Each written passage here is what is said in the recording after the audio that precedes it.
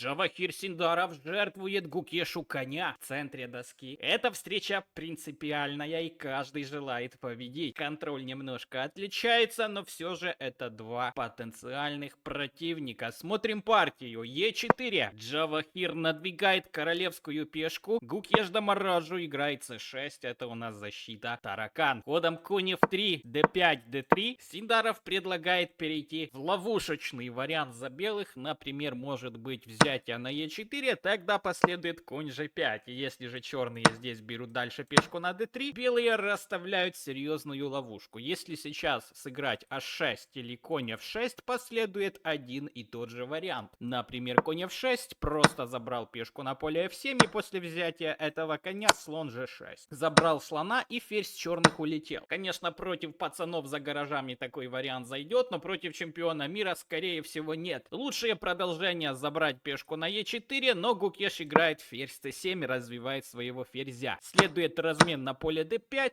и Синдаров играет по центру c4. Предлагает размен еще на поле c4. Гукеш развивает своего коня, конь c3, e6 и g3. Белопольный слон немножко упирается в спины своим пехотинцам, поэтому его лучше засиндарить на поле g2 или закаруанить, кому как. Вяжет Гукеш коня на поле b4, слон уходит на большую диагональ, и Гукеш нашел возможность выиграть пешку. Скорее не нашел, а Синдаров ее пожертвовал ради преимущества в развитии. Напоминаю, что дальше нас ожидает атака от Джавахира Синдарова и жертва фигуры.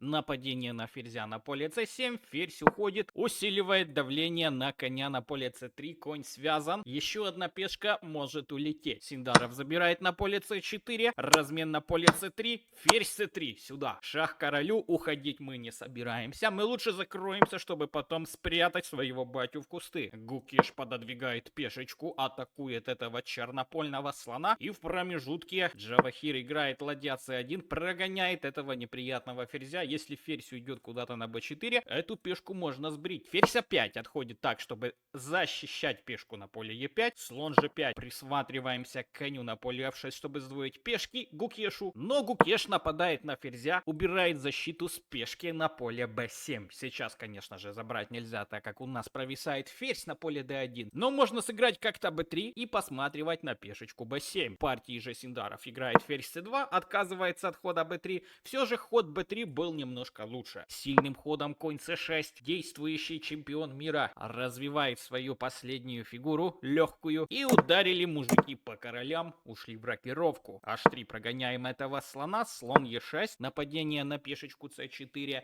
И ты, если еще не подписан на мой канал, как раз время для подписки. Можешь поставить лайк, подписаться, ведь впереди у нас много интереснейших разборов. Кем я буду, думает Джавахир, если не сдвою пешки на поле f6 чемпиону мира, сдваиваем пешки, и сейчас можно как-то подкинуть своего ферзя, потом коня, потом слона на e4 и уже угрожать Гукешу матом. Конь e4 нападает на пешку f6, следует король на g7, подошел батя к защите пешки, и чтобы атака была успешной, надо открывать линии. Например, можно открыть линию f, посматривать на слабую пешку f6. Вовремя Гукеш задвигает ее вперед, конь Джавахира идет на поле g5, нападаем на этого слона, и в этой позиции Гукеш задвигает пешку e4. Конь уже начинает присматриваться к этой пешке, но пока еще шах на поле b2. Можно как бы забрать пешку, но Джавахир имеет тут более глубокую идею. Он собирается атаковать. Сначала уводит своего короля, чтобы не было размена, потом подведет свои фигуры сюда и пожертвует этого коня. Смотрим. Ферзь b6 Гукеш предлагает размен ферзей. Какая атака без ферзя? Никакая. Поэтому ферзя уводим на e2, чтобы выскочить на поле h5 и угрожать матом. Гукеш ходит ферзь d4, предлагает на ход ферзь h5, просто отойди ферзем на поле g7, чтобы защитить поле h7 от мата. Но в этой позиции Джавахир Синдаров насмотрел, придумал интереснейшую атаку с жертвой коня. Предлагаю тебе поставить видео на паузу, посчитать посчитать варианты, найти лучший ход, написать его в комментариях. И если ты нашел, ты красавчик. А если не нашел, жми лайк этому видео. Я показываю. Конь Е4. В духе Таля не совсем корректная жертва. Ставка на цейтнот Гукеша. Что просто, когда мало времени, он не сможет найти точную защиту и удачно защититься. Гукеш забирает этого коня на поле Е4. Идейка у нас двинуть пешку на поле F5. Точным единственным ходом Гукеш отводит своего слона. Идейка в том, чтобы задвинуть пешку на поле F6, взять под контроль поле G7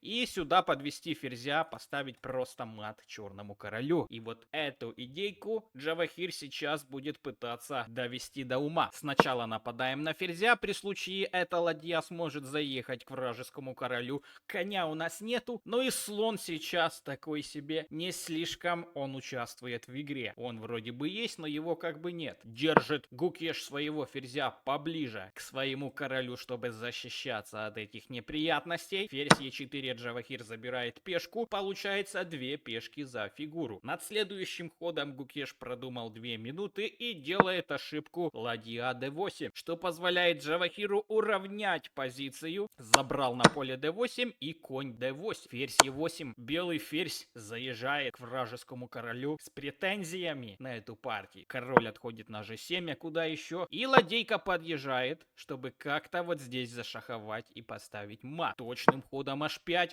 Гукеш забирает поле g4 у этой ладьи. И атака уже вроде бы как заканчивается. Лучшим ходом, продолжением этой атаки был ход g4, чтобы как-то поддержать своих пехотинцев, как-то там g5 двинуть, потом f6, подвести последнюю фигуру к атаке. Но так как мало времени, это у нас рапид, не классика, это быстрый контроль, не блиц, но все равно быстрый, времени на подумать мало. После хода h5 Джавахир не пихает пешку на поле g4, играет ферзь e2. Вроде бы как бы нападает на пешку h5, но Гукеш ее отдает, играет слон d7, забирает Джавахир пешку на h5, получается 2 пешки за фигуру. Конь c6 подошел сюда, и ладья h4, угроза заехать на h7 и на h8 выиграть ладью.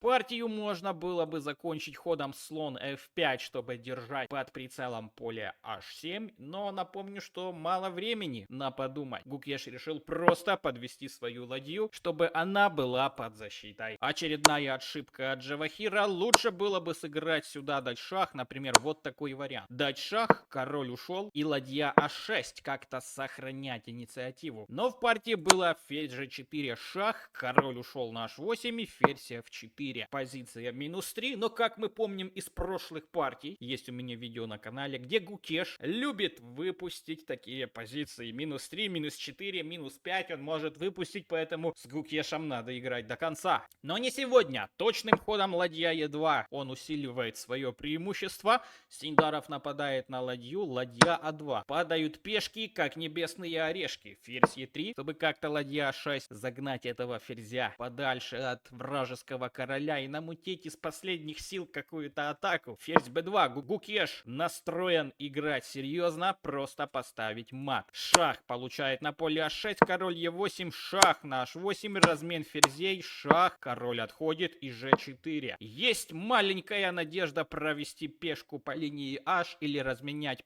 пешку f, чтобы получить 2 проходные. Но эта надежда умирает последней, и надо еще поиграть, несколько ходов сделать, ведь никто не хочет проиграть эту партию, так как Джавахир претендент, а Гукеш чемпион мира. В ноябре или в декабре Джавахир попытается отобрать корону, там будет другой контроль времени, классика, это у нас рапид. H4 продвигается пешечка, конь Е5, слон D5, слон C6. Приходится поменять еще своих слонов, Джавахир пихает пешечку, забрал на D5, забрал на D5, ладья А1, H6, пешка стремится в ферзи, и ее надо останавливать. Также видим, что висит пешка на g4, после шаха она упадет. Ладья g1, Гукеш дает шах, сюда король пошел, f6 укрепляет коня, на g4 висит, Последовало в партии еще h7 и ладья g4. Король отступает, конь f7. В этой позиции Джавахир сдался. Если поставить ферзя в этой позиции, конь забирает нашего ферзя белого, ладья h8 и тогда просто король d6. Без шансов. Даже кроме короля на d6 выигрывает ладья а4 с продвижением пешки на поле а1 ферзи. Жми лайк этой партии, подписывайся на мой канал, смотри также предыдущие вчерашние видео, не менее интересное, как Джавахир Синдаров с Радиком партийку катанул.